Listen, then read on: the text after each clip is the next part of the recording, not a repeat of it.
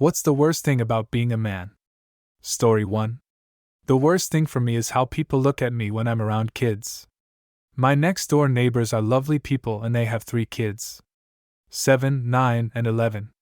The kids love to play soccer or football or frisbee, and sometimes when I get home from work, I'll go outside and play with them.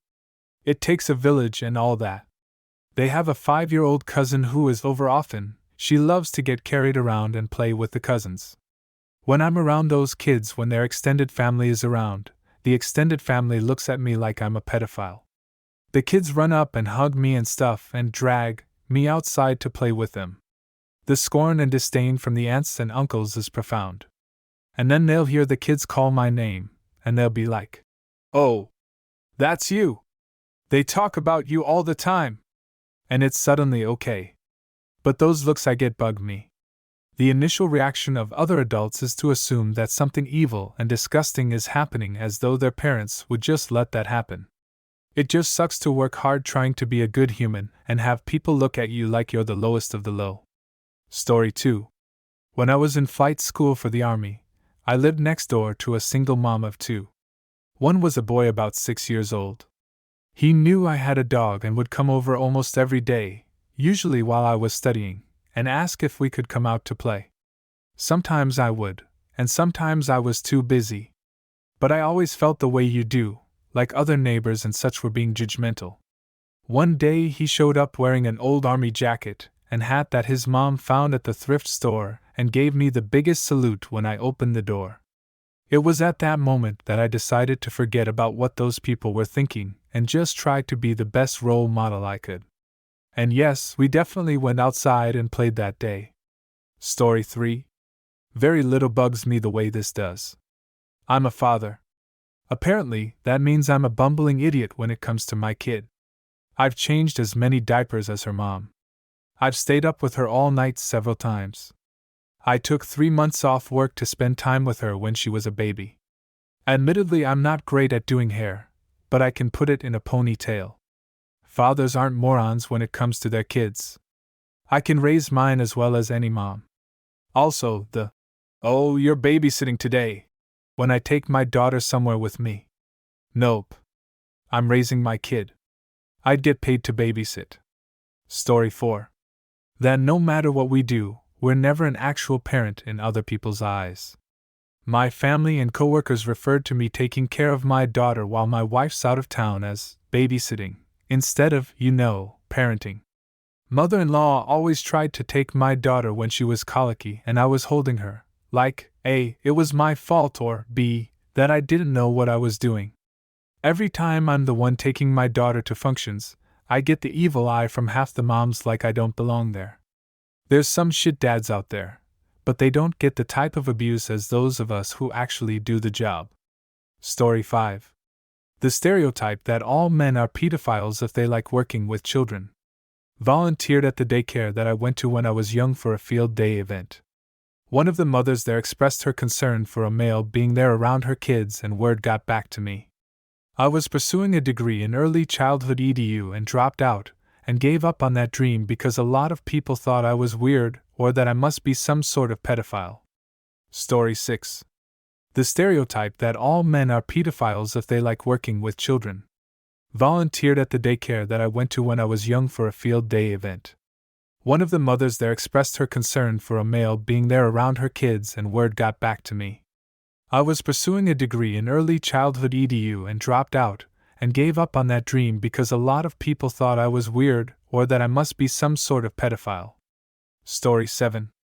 He stress of providing for your family amid all the current turmoil in the world and knowing that it's all on you whether your family has a stable and financially secure life, while feeling the need to obtain a life that probably isn't realistically obtainable anymore, and every day watching the neighborhood you live in slowly get worse and know there's nothing you can do about it right now.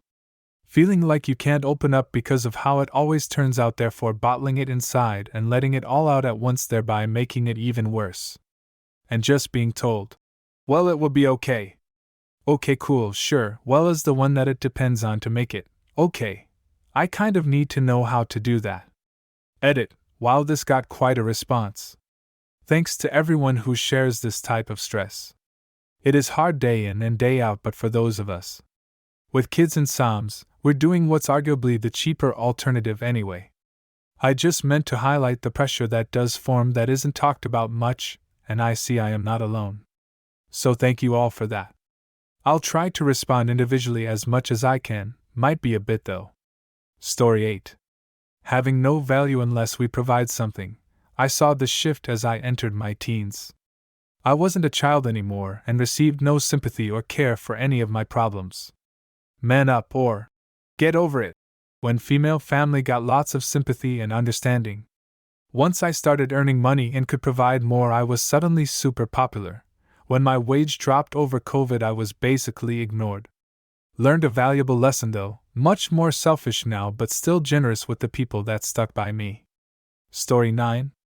Sexual harassment and sexual assaults are usually a joke or not taken remotely serious when you're a guy. I've been sexually harassed and assaulted at work and told, "Lucky guy," or "They're old enough to be your mother, take it as a compliment." As if that makes the situation better. In the end, honestly, if you're a guy and made sexually uncomfortable, it's too bad, so sad, move on. When I approach management about it, I'm just told, "Well, let's make it a clean slate and move on." What? They literally dry humped me? Grabbed my ass? Even when a member does it, it's just completely fine. Men aren't normally seen as victims. We're just expected to not be affected by it. Work for Costco BTW. If anyone is curious as to where this happens. Story 10. I like to think I'm a pretty progressive guy. My GF and I have been together 5 years and have 2 children together. She makes more money, $100K versus my $45K. I've always had to be more flexible in my jobs to be there to accommodate for her 12-hour shifts and get my kids to school, take care of them when she's gone, etc., by working close to home and working half days some days or coming in late and leaving early from work other days. We're now separating because she's constantly putting me down that I don't make as much money as her when I've dedicated my time to be a good father and take on more of the childcare. She's now complaining that she's supporting me financially, and holding her back, and letting her take on all the responsibility, while she literally could not do the work she does if I was not flexible in my schedule to take care of our children. It seems to me like women want praise for taking on childcare when the man makes more money, which they absolutely deserve, but it's not acceptable when it's the other way around. I'm supposed to prioritize making a ton of money and just pay for babysitters and more daycare, and not be there for my kids. The narrative seems to be that men are resistant to equality and unlearning the toxic aspects of masculinity, and some very well are, but nobody seems to talk about the way women also reinforce toxic masculinity and gender roles. It's a very confusing time for men and our identities. Where do we go from here? Story 11. In more recent times, I've been in a lot of meetings where I've seen people try to actively promote women, or only hire women, so that they aren't seen as sexist, and a lot of young men miss out on career developments purely because they are men. Anytime I've mentioned this to people, they've said, "Good, men have been privileged for decades, they don't deserve anything." That might be the case with men from the boomer generation, which had everything handed to them, but those aren't the men paying the price. It's these young men from younger generations that are getting all the blame and ill treatment for social politics they weren't even alive for. Story 12. As a gay man, personally, the worst part to me was feeling excluded from both gender groups. If you didn't have any gay friends, which I rarely ever did. Girlfriends growing up only wanted to hang with other girls and would exclude me, and what very limited male friends I had distanced themselves from me instantly when rumors started about me because they didn't want to be judged as potentially being gay, too. I wish I had straight male mates, and I wish I had female girlfriends who didn't make me feel like a purse. If you get what I mean, I'm just a guy and my sexuality is so little of who I am. Story 13. The idea that, as a man, I am disproportionately responsible for the material existence of my family. In a very real way, the happiness of my family depends exclusively on my ability to engage in activities that I despise in order to earn enough money for my family's happiness. It results in this strange calculus which implies that if my family isn't happy, then I haven't traded in enough of my happiness for them, and this makes me a bad person and a failure as a provider. In a very real sense, my personal enjoyment of my existence is so superfluous that the possibility of my experience of joy quite literally threatens my manhood. I don't want to hustle. I don't want to buy a 4,000 SQ/FT home in the suburbs. I don't want a Mercedes. I don't want to monetize my hobbies. I don't want to sacrifice my time here for those things. I'm so fucking sick and tired and sacrificing myself for things that don't matter. My purpose in life feels so fucking transactional. I've been reduced to a hollow agent of capitalism because we have somehow conflated money with love. Story 14. The double standard around bodily autonomy and sexual harassment/assault. I've had a supervisor try sleeping with me. I rejected her. She then tried to get me fired by saying I was making racist/homophobic/transphobic jokes/remarks. When I tell people I've been the victim of sexual harassment, they laugh like it is a joke. This isn't the only instance. I've also had a former female coworker fondle my genitals with her foot in plain sight of multiple other coworkers, including the owner of the restaurant.